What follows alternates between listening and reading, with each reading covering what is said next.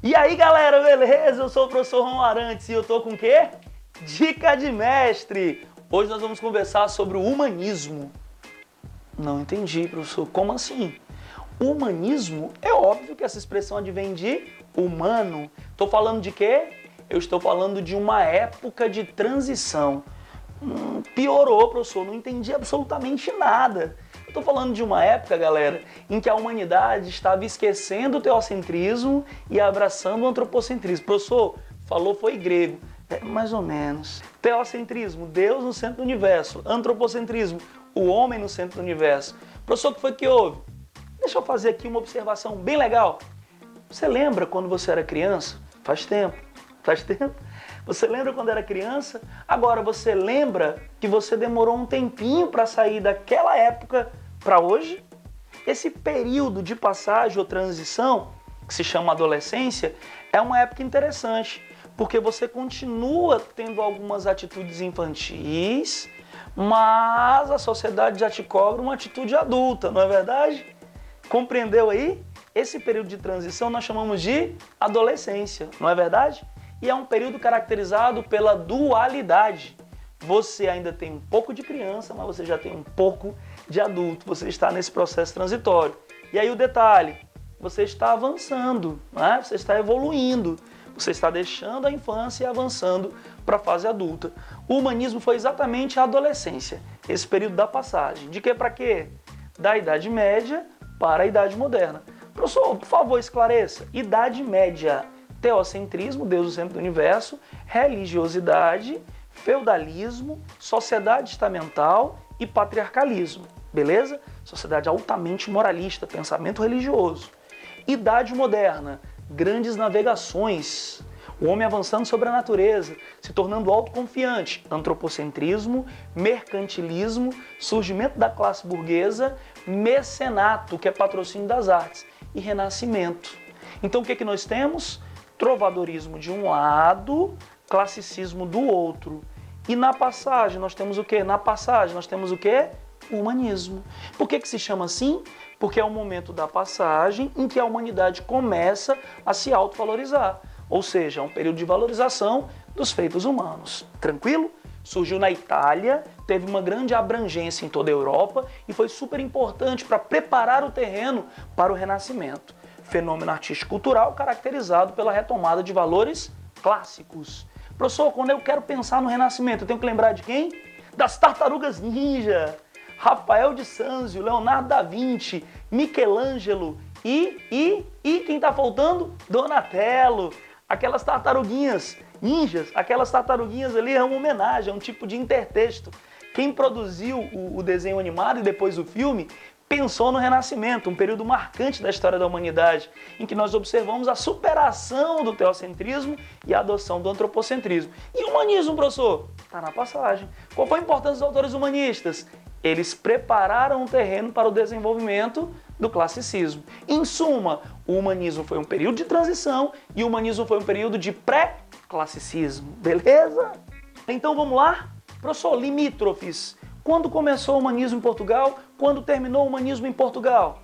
O humanismo em Portugal começou em 1434, ou seja, século XV, ou seja, Idade Média, ou seja, teocentrismo, fé.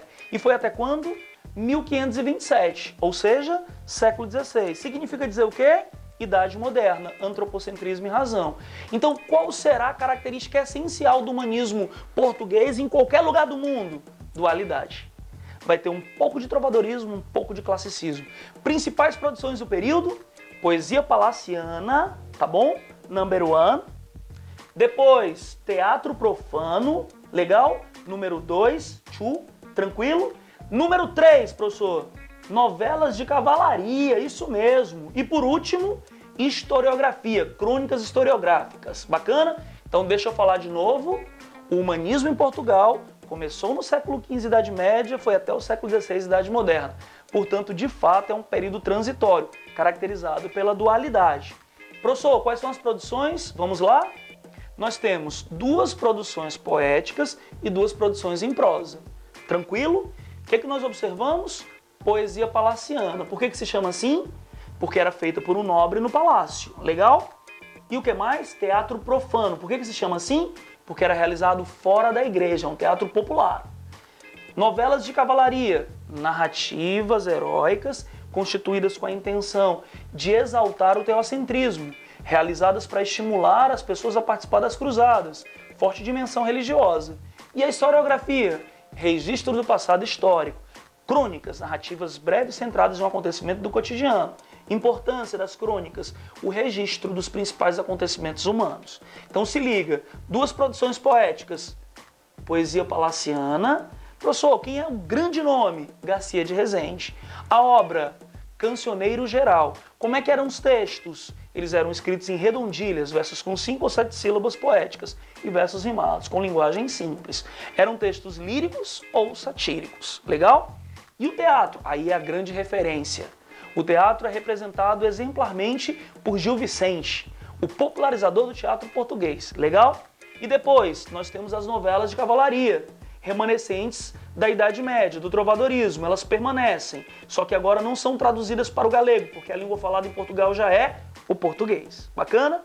E as crônicas historiográficas realizadas pelo Fernão Lopes. As crônicas narrativas centradas em um fato do cotidiano, os grandes acontecimentos da história de Portugal. Falou em humanismo, tem que lembrar de quê? Dica, super dica. Quem é o grande artista do período? Gil Vicente. Quais foram as suas realizações? Autos e farsas, beleza? Autos e farsas. Professor, o que são autos e o que são farsas? São produções teatrais escritas em versos redondilhos, versos rimados e linguagem simples. Qual é a grande diferença entre um auto e uma farsa? Auto, presença. Farsa, ausência. Como assim, professor? PA. O que é isso, professor? O que é isso? Presença de religiosidade no auto. Ausência de religiosidade na farsa. Beleza? Quais são as grandes obras do Gil Vicente? O auto mais popular e conhecido, Auto da Barca do Inferno. Muito conhecido. Quantas vezes adaptado? É só lembrar do Auto da Compadecida, do Ariano Suassuna, em que nós observamos algo muito parecido. É uma paráfrase. A peça que tem João Grilo, que tem Chicó, que tem uma série de peripécias, que é super engraçada, ela foi montada a partir da ideia do Auto da Barca do Inferno, de que quando nós morremos, nós temos uma alma para salvar. A peça, o Auto da Barca do Inferno, é toda constituída a partir de um julgamento. Quem aponta os erros cometidos em vida pelos indivíduos? O diabo. Ele é o agente de crítica, ele é o promotor. E quem é que pune? Quem é que dá a palavra final? O anjo. Ele é o juiz. E aí, quando nós chegamos na obra Auto da Compadecida, do Ariano Suassuna, nós verificamos que após as aventuras todas experimentadas pelo João Grilo, passando pelo sepultamento do cachorro em latim, a venda do gato que descomia dinheiro, a tal da flauta que ressuscitava dos mortos, nós chegamos à morte do João Grilo. E a morte do João Grilo vai resultar num julgamento. E essa ideia do julgamento vem de onde? Lá do Alto da Barca do Inferno, do Teatro Vicentino. Por que os autos do Gil Vicente, assim como o Auto da Compadecida do Ariano Suassuna, são textos tão engraçados? Porque os dois dramaturgos comungavam do mesmo pensamento. Uma frase latina sintetiza o que eles entendiam como responsabilidade na produção teatral. Rindendo, castiga-te, mores, que significa sorrindo, corrigem-se os costumes. Ou seja, eu posso ensinar de forma divertida, eu vou criticar, mas a minha crítica será feita de forma bem-humorada. Sorrindo, corrige-se os costumes, era o pensamento. Daí a crítica associada à comicidade. Detalhe super legal, o Auto da Barca do Inferno se chama assim porque é um auto, texto escrito em versos, com métrica medieval, com rimas e linguagem simples, que apresenta crítica através da religião. E tem no final uma lição de moral cristã. Da Barca do Inferno, porque na maioria das vezes, os indivíduos que chegaram para o julgamento acabaram sendo encaminhados para o inferno. Lição de moral da peça.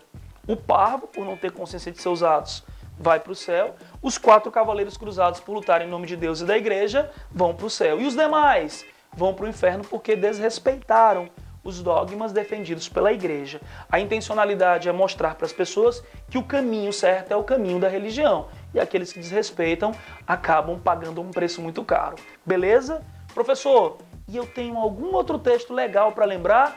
Não esqueça, o Gil Vicente notabilizou-se com obra-prima, embora o Alto da Barra do Inferno seja muito conhecido, uma obra muito revisitada, a obra-prima do autor se chama Farsa de Inês Pereira. O que é uma farsa?